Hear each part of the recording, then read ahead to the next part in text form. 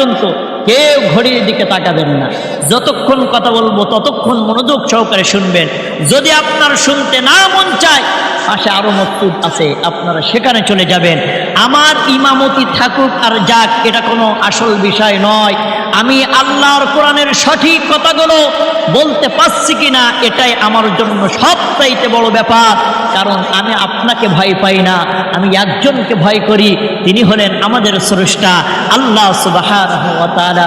সম্মানিত হাজিরিন, দেখা গিয়েছে আজকে মসজিদে ইমাম সাহেবকে নিয়ে আমরা বিভিন্ন সমালোচনা করি, যে ইমামকে আমরা নামাজে দাঁড়ানোর সময় বলতেছি ইক্তিদাইতু বিহাযাল ইমাম, হুজুর আপনি যেটা করবেন ওইটা করব।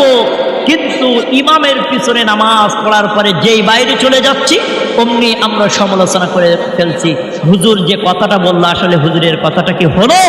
আমার ভাইরা, আপনি তো টাটকা একটা মুনাফিক। কারণ আপনি আল্লাহর ঘরে এসে বলতেছেন আল্লাহ ইমাম যা করবে আমিও তাই করব, বাইরে যে আপনি আগে সমালোচনা করতেছেন। প্রতিটাই মোনাজাতের মধ্যে ইমামের মোনাজাতে থাকছে মুসল্লিদের জন্য দোয়া, আর আপনাদের মুখে মুখে থাকছে ইমাম সাহেবের সমালোচনা। ইমামের মোনাজাতে আপনার আমার জন্য রয়েছে দোয়া, সাধারণ মুসল্লিদের জন্য রয়েছে দোয়া, আর আপনার আমার মুখে মুখে রয়েছে ইমামের সমালোচনা। এগুলো বাদ দিন, এগুলো বাদ দিন।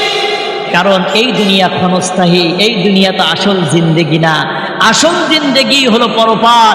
আজকে বিশ্ব নবী নাই, আজকে আমাদের রসুল নাই।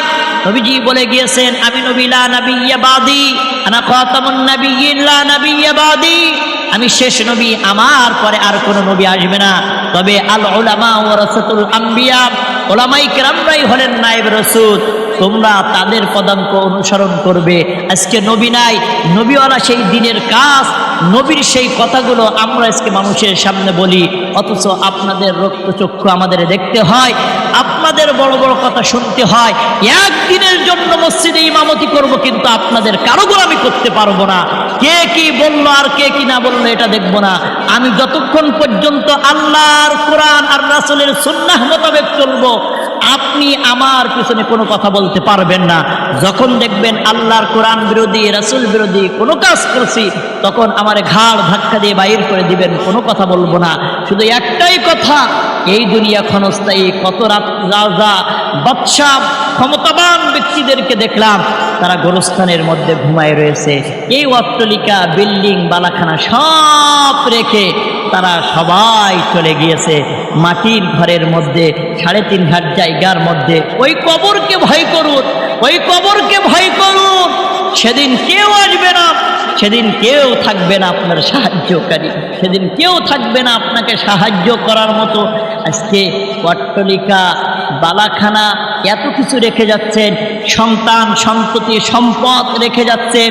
এই সন্তান সম্পত্তি একদিন কিয়ামতের ময়দানে আপনার আমার জাহান্নামে যাওয়ার কারণও হতে পারে। কারণ এই বাড়ি তো আমার আসল বাড়ি নয়, এই যে দালান কোঠা, এই যে সন্তান সম্পত্তি, এগুলো আমার কিছুই নয়।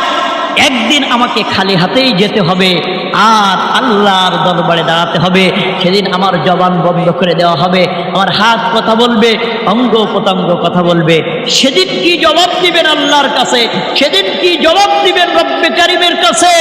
একটিবারের জন্য ভাবুন আমার ভাইরা, এই পৃথিবী তো আসল থাকার জায়গা নয়। কোনো একদিন তো এই পৃথিবীর মায়া আপনাকে আমাকে ছেড়ে চলে যেতে হবে। সম্মানিত হাজিরিন, এই জন্য আসুন আমরা জুমার নামাজে আগে আগে আসবো, সামনের কাতারে বসবো। শুধু তাই নয়, আমরা ইমামের খুতবাগুলো মনোযোগ সহকারে শ্রবণ করব। আজকে যদি আমরা প্রতিটা জুমায় ইমামের খুতবাগুলোকে মনোযোগ সহকারে শ্রবণ করতাম, ইমাম যেগুলো বলছে ওগুলো যদি মনোযোগ দিয়ে শুনতাম, আমার বিশ্বাস প্রতি জুমায় একটা করে যদি আমলিয়াতের নিয়তে যদি আমরা শুনতাম, তাহলে এত ওয়াজ মাহফিল, এত কথা, এত কিছু করা লাগতো না। আমার ভাইরা, আমরা শুনি ঠিকই, কিন্তু একটাও মানি না। আসুন আমরা পরকালকে ভয় করে আমরা আমাদের জিন্দেগিকে সাজাই, জিন্দেগিকে আমরা সুন্দর করি। কারণ এই দুনিয়া তো আসল জায়গা নয়। হ্যাঁ, এই দুনিয়া একদিন ছেড়ে আপনাকে আমাকে চলে যেতেই হবে। সম্মানিত হাজিরিন, সম্মানিত মুসল্লিয়ানে কেরাম, যতটুকু সময় আমরা কথা বললাম, কথা শুনলাম, আল্লাহ সুবহানাহু ওয়া তাআলা আমাদের প্রত্যেকটি কথাকে আমলিয়াতের নিয়তে রব্বে কারীম শোনার তৌফিক দান করে দিন। বলছে আল্লাহুম্মা আমিন। ওয়া আখিরু দাওয়ানা আনিল হামদুলিল্লাহি রাব্বিল আলামিন। আসসালামু আলাইকুম ওয়া রাহমাতুল্লাহি ওয়া বারাকাতুহু।